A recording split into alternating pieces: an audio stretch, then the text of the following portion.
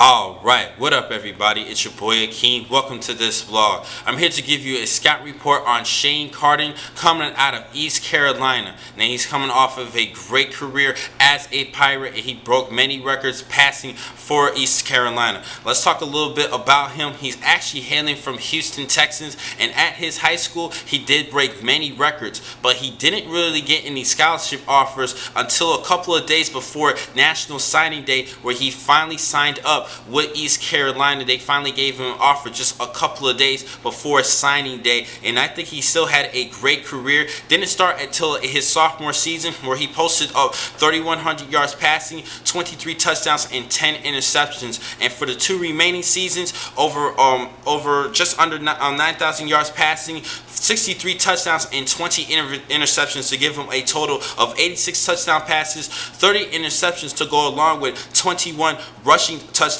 and he had a 66.6 per career percent completion rate.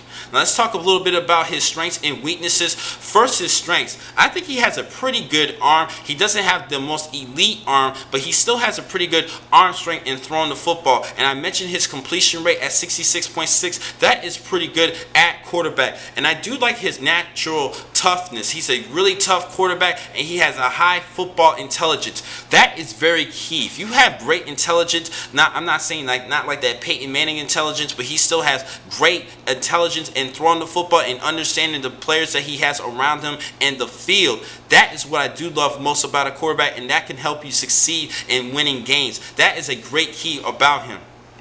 Now he has a decent size at 6'2", 218 pounds. I wish he was just a little bit bigger, but I think that's still at least average size that you want at quarterback, but you just wish he was just a little bit bigger. But his numbers are great. He definitely does a good job throwing the football and understanding his receivers, knowing how to deliver a nice touch. Now he does have a couple weaknesses though. Now one thing, like I said, he doesn't have the elite strength, but sometimes he kind of predetermines his passes. Just like I mentioned earlier today with Brian Bennett, he kind of predetermines his passes. Sometimes he's a little bit inconsistent with that. He just needs to crisp that up just a little bit. That's one thing I do notice that about him in throwing the football. Now another thing he does need to work on is sometimes he needs to not panic when things crack up in that line of scrimmage. Sometimes when he when you have to deal with pass rushers and he actually has to deal with more pressure, he sometimes tends to panic. But I still think he has the opportunity to overcome that, because there were many games where he toughed it out to help win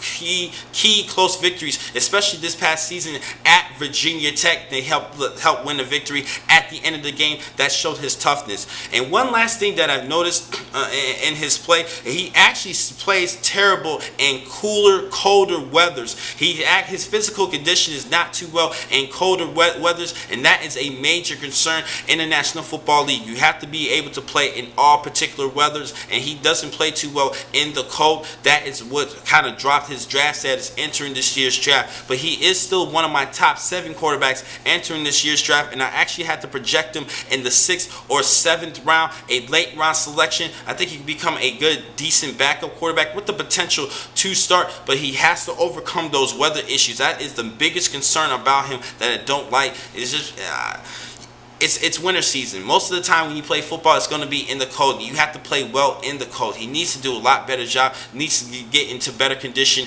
in cold weathers. Hopefully the right team can put him at the right spot. If he goes to a team like Philadelphia, Minnesota, not Minnesota because it's a dome, but like Denver, cooler weathers, New England, to learn under Tom Brady. But anything can happen. If he goes to a cold team or cold weather area, maybe he could adapt and play better in colder weathers. But right now I have to project him in the 6th or 7th round of this year's draft. Now I have 2 more blogs I'm going to upload, and I'm going to catch you guys in just a couple of minutes. Thank you for watching this blog. I'm your man Akeem McCall. Be easy.